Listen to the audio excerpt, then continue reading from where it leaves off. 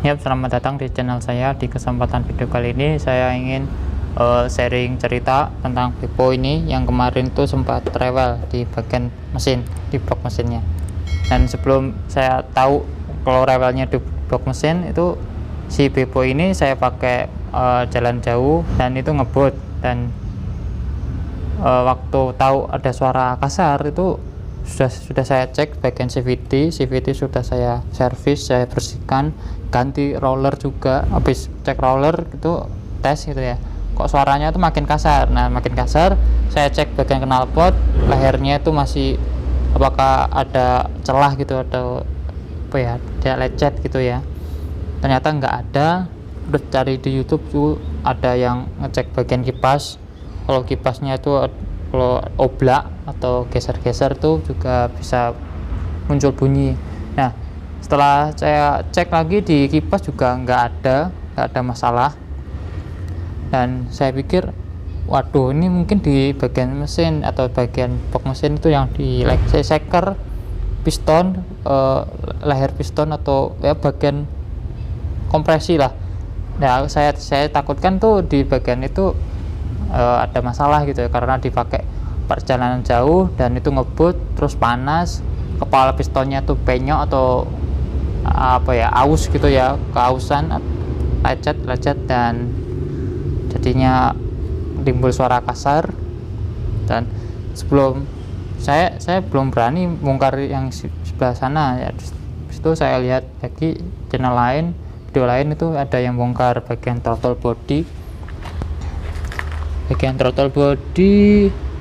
enggak kelihatan di sini, bagian throttle body yang ya ngecek bagian IACV dan TP nya, dan saya cek ternyata nggak bisa dilepas IACV nya ini karena pakai kunci bintang T25. Karena nggak punya, ya udah saya niatkan mau beli dan saya bongkar. Tapi kalau saya bongkar dan ternyata bukan ini masalahnya, ya saya pikir lagi dan disarankan sama saudara dibengkelkan aja gitu ya.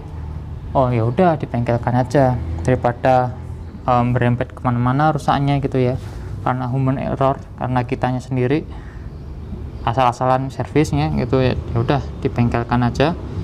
Jadi cuma waktu nyopot throttle body itu cuma saya bersihkan pakai carbu cleaner, dan ya bagian mana terus saya cek full pumpnya tuh, saluran bensinnya tuh juga masih deres, masih bagus gitu ya. Ya sudah, itu besoknya saya kasihkan ke bengkel, dan waktu bengkel hasilnya seperti ini fotonya. Dilepas bagian belakang lepas, dan ya lepas. Itu saya kaget, ternyata bagian businya itu menceng.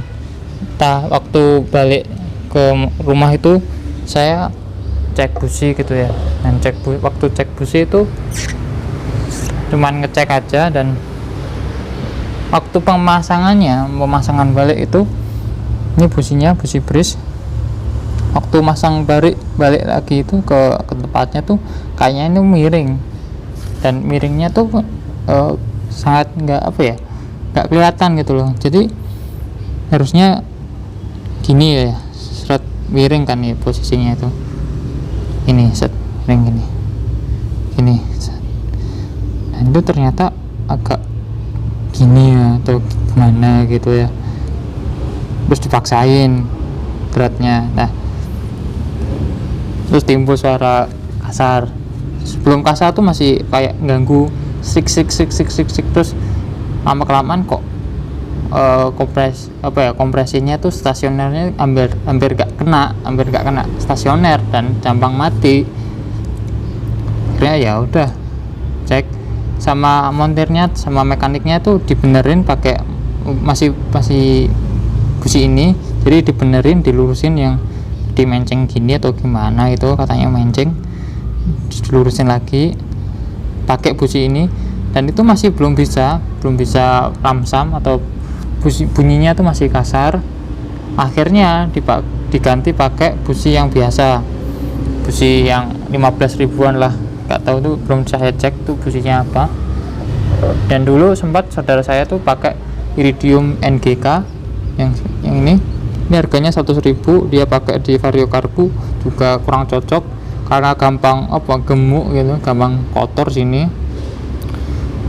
Dan akhirnya ya percuma ya, harganya sendiri ya sekitar 90 ya, 90 sampai 100-an lah, tergantung modelnya kan.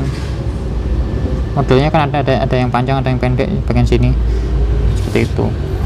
Akhirnya ya ini udah diobrak-abrik seperti ini modelnya, ya udah gak nyala ini. Sedangkan yang ini masih nyala tapi apinya tuh kecil.